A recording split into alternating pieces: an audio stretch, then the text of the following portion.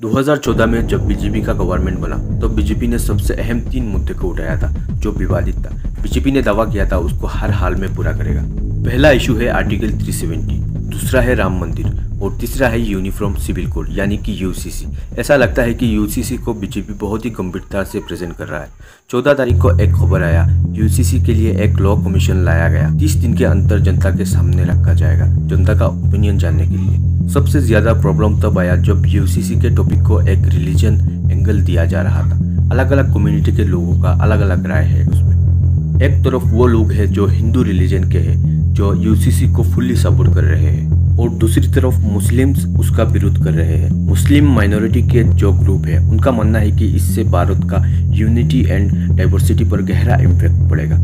और भी कुछ माइनॉरिटी के लोग हैं जो यूसीसी को पूरी तरह से गलत बता रहे हैं। बीएमएम मुस्लिम आंदोलन ने 10 अलग अलग राज्यों पर मुस्लिम महिलाओं का एक सर्वे किया।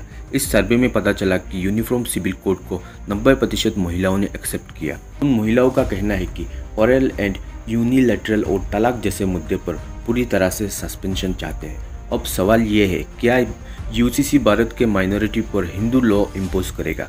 क्या भारत के माइनॉरिटी खुश है इससे? भारत में लगभग 75% हिंदू है। क्या बीजेपी हिंदुओं का एस्पेक्ट से यूसीसी को अप्लाई करेगा भारत में? हाल ही में उत्तराखंड गवर्नमेंट ने यूसीसी को अप्लाई करने का काम शुरू कर चुका है। उत्तराखंड के सीएम पुष्कर सिंह धामी ने यूसीसी का एक ब्लूप्रिंट रेडी किया है। यह सिर्फ उत्तराखंड का ड्राफ्ट है, ये पूरे देश का नहीं है, लेकिन आप इससे अंदाज़ा लगा सकते हैं कि इससे क्या होगा। इस ड्राफ्ट के मुताबिक अलग अलग 4 रिलीजन के अलग अलग पर्सनल लॉ थे। जैन, बुद्धिज्म, हिंदू और सिख के लिए the Hindu marriage act 1955, Muslims के लिए मुस्लिम पर्सनल लॉ 1937, क्रिश्चियंस के लिए the Indian Christian marriage act 1872 और पारसीज के लिए Parsis marriage and divorce act 1936। इस तरह से कुछ पर्सनल लॉज थे अलग अलग रिलीजन के लोगों के लिए। लेकिन अब अगर यूसीसी इम्प्लीमेंट होता है तो प्रॉपर्टी, डाइवोर्स और मैरिज के पर्सनल मैटर को ख़त्म करने के लिए सभी रिलीजन के लोगों को एक ही कानून मानना पड़ेगा। इन बातों से तो आपको यूसीसी का कुछ बेसिक जानकारी मालूम हो गया होगा।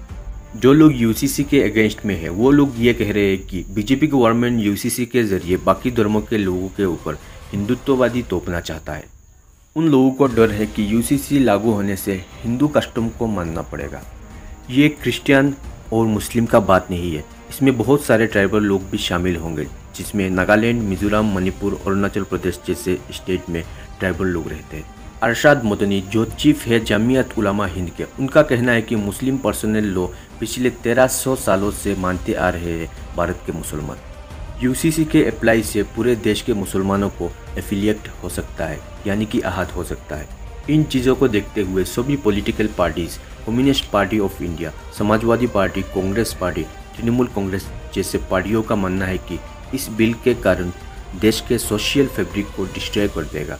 इससे भारत की एकता और विविधता पर गहरा असर पड़ेगा।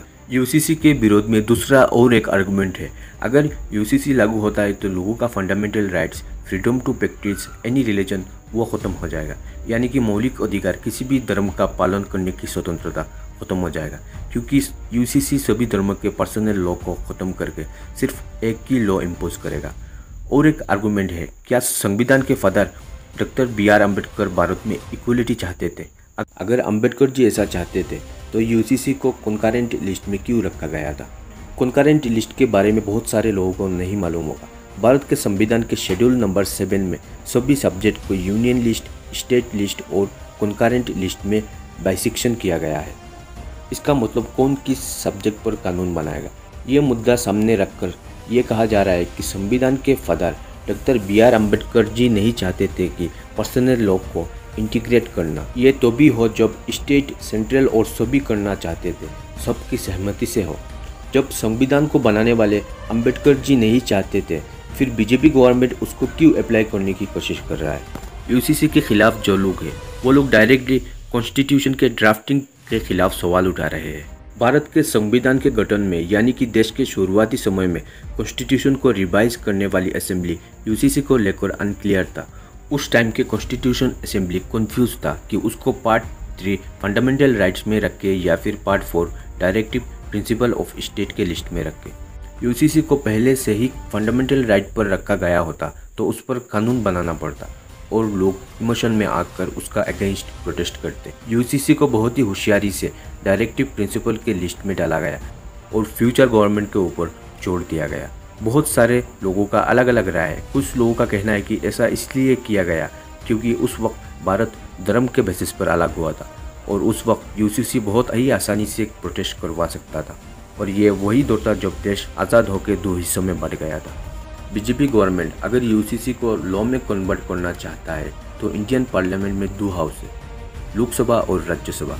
सबसे पहले सरकार को लोकसभा या फिर राज्यसभा में पेश करना पड़ेगा। उसके बाद सभा के मेंबर उस पर डिस्कस करेंगे। अगर सभा में वोट ज़्यादा मिलता है तो उसको फॉरवर्ड करके दूसरे हाउस में भेजा जाएगा। इस हाउस में उस बिल को लेकर फिर से डिस्कस किया जाएगा। उस बिल को फेल कर दिया जाएगा या फिर पास कर दिया जाएगा। इसमें बीजेपी सरकार को दोनों हाउसेस से मेजॉरिटी वोट हासिल करना पड़ेगा और ये प्रोसेस यूसीसी का पहला ब्रिगेड की तरह है। बीजेपी अगर दूसरे पार्टियों के साथ समझौता करके इससे हाउस से पास कर लेता है तो उसके लिए आगे का रास्ता आसान नहीं है। दोनों हाउस से अप्रूवल लेने के बाद इस बिल को आगे इंडिया के प्रेसिडेंट के पास भेजा जाएगा। प्रेसिडेंट के पास 3 ऑप्शन होता है इस बिल को लेकर। पहला ऑप्शन है एब्सोल्यूट वीटो, उसका मतलब है बिल को डायरेक्ट रिजेक्ट कर देना। दूसरा ऑप्शन है सस्पेंसिव वीटो, इसका मतलब है पार्लियामेंट में बिल को वापस भेज देना चेंजेस बताकर। तीसरा ऑप्शन है पॉकेट वीटो, इसका मतलब है बिल को ना ही एक्सेप्ट किया जाए और ना ही रिजेक्ट किया जाए, मतलब लटका के रख दिया जाए। और ये बीजेपी गवर्नमेंट के लिए यूसीसी का दूसरा बैरिकेड है। अगर बीजेपी सरकार इस ऑब्स्टिकल को पार कर लेता है तो उससे भी बड़ा ऑब्स्टिकल का सामना करना पड़ेगा, जो है न्यायतंत्र। न्यायतंत्र में हर एक नागरिक के लिए फंडामेंटल राइट पर्सनल लॉ से ऊपर होता है। एक फंडामेंटल राइट्स दूसरे फंडामेंटल राइट्स के आगे आता है तो उस वक्त कोर्ट क्या कंक्लूजन निकालेगा। इसको टेस्ट करने के लिए दिल्ली हाई कोर्ट में हाल ही में PILs फाइल किया गया है। बीजेपी के द्वारा 2 PIL फाइल होने के बाद और भी अलग 2 PIL फाइल किया गया है, जो इंडिया के पहले एजुकेशन मिनिस्टर मौलाना आज़ाद के ग्रैंड नेफ्यू फिरोज अहमद और अंबर ज़ैदी, जो सोशल एक्टिविस्ट है। यूसीसी के समर्थन में जो ग्रुप है, उन लोगों का कहना है कि 1956 में हिंदू पर्सनल लॉ को इनोवेट कर दिया गया, लेकिन मुस्लिम पर्सनल लॉ के कमियों को रिमूव करने की कोशिश नहीं किया गया। इसका मतलब लॉ में कोई आधुनिकता नहीं लाया गया। इसके कारण मुस्लिम पर्सनल लॉ के अंदर पॉलीगमी यानी कि बहुविवाह, चाइल्ड मैरिज, निकाह हलाला जैसे चीज़ें आज भी मौजूद है। बाल विवाह के बारे में आप सभी लोगों को मालूम होगा। बाल विवाह का मतलब यानी कि चाइल्ड मैरिज को कहा जाता है। पॉलीगमी का मतलब एक मुस्लिम व्यक्ति एक से ज़्यादा महिलाओं के साथ शादी कर सकता है। निकाह हलाला के मुताबिक अगर कोई मुस्लिम व्यक्ति अपने वाइफ को तलाक देकर फिर से उसको अपनाना चाहे तो अपने पुराने एक्स वाइफ को किसी और से शादी करवा कर तलाक दिलाना होगा। उसके बाद पुराने हस्बैंड के साथ शादी करके रह सकता है। इसके अलावा यूसीसी के सपोर्टर का कहना है कि जिस सिंगुलर लॉ को लागू करने की बात चल रहा है वो लॉ हिंदुत्ववादी पर आधारित है। ऐसा क्यों कहा जा रहा है?